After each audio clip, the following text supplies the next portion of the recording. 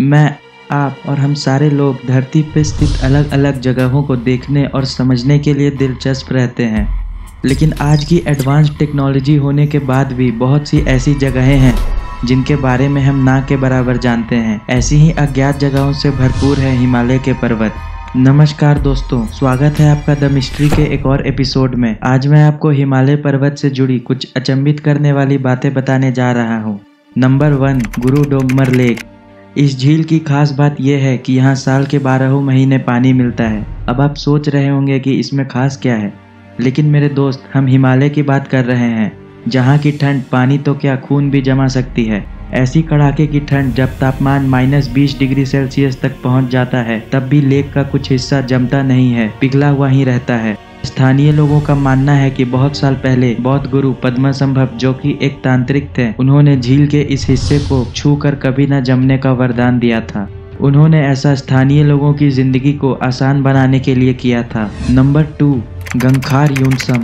ये भूटान में स्थित हिमालय का सबसे ऊंचा हिस्सा है, जिस पर आज तक कोई नहीं चढ़ पाया। दोस्तों, विश्व की सबसे ऊंची चोटी माउंट एवरेस्ट की चढ़ाई तो बहुत लोगों ने की है, लेकिन आज तक किसी को भी गंगखार यूनसम की चढ़ाई करने में सफलता प्राप्त नहीं हुई है। चौंकाने वाली बात तो ये है कि इसकी एग्जैक्ट लोकेशन के बारे में भी हमें नहीं पता।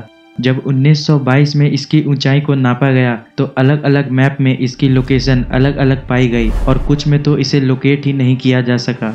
इसके आसपास रहने वाले लोगों को अक्सर यहाँ से रहस्यमयी आवाज़ों के साथ अज्ञात रोशनी निकलती हुई दिखाई देती है। ऐसी घटनाओं को लेकर जब लोगों में डर का माहौल बढ़ने लगा, तब 1994 में भूटान की सरकार ने गंगखर की चढ़ाई पर प्रतिबंध लगा दिया। Number 3, Nanda Devi, the unsolved nuclear mystery. Nanda Devi Bharat का दूसरा सबसे ऊंचा पर्वत है। 1961 के साइनो इंडिया वॉर में जब इंडिया चाइना से हार चुका था, उसके ठीक 3 साल बाद 1964 में चाइना ने अपना पहला परमाणु परीक्षण किया। अब भारत के ऊपर चाइना के हमले का खतरा बढ़ता जा रहा था।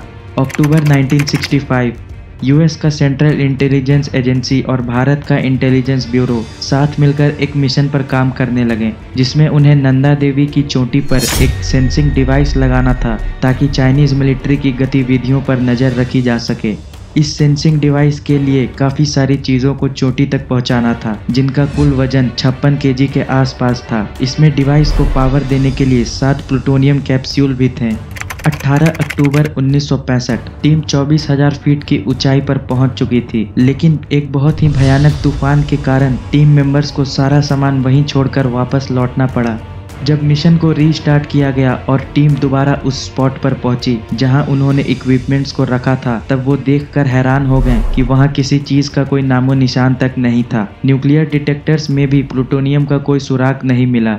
यह घटना आज तक एक अनसुलझा रहस्य बनकर रह गया है। नंबर 4, रूपकुंड झील। समुद्री सतह से 16,500 फीट की ऊंचाई पर स्थित रूपकुंड झील का पानी जब पूरी तरह जम जाता है, तब इसकी सुंदरता का कहना ही क्या है। लेकिन जब झील में बर्फ पिघल जाती है, तब लोगों का इसके बारे में बहुत कुछ कहना है। बर्फ पिघलने के बाद झील का दृश्य लोगों के डरावने सपने का कारण बन जाता है, क्योंकि इसके अंदर दिखाई देती हैं मरे हुए इंसानों की हड्डियाँ। कुछ हड्डियों में तो मांस और कपड़े भी जुड़े रहते हैं। इन हड्डियों को लेकर लोगों के बीच बहुत से किस्से हैं। जैसे कईयों का मानना है कि यह हड्डियां वर्ल्ड वॉर 2 के सोल्जर्स की है, लेकिन हड्डियों के पीछे की इस कहानी को इसलिए गलत ठहराया गया क्योंकि कभी कभी हड्डियों के साथ गहने भी जुड़े मिलते हैं और सोल्जर्स गहने नहीं पहनते।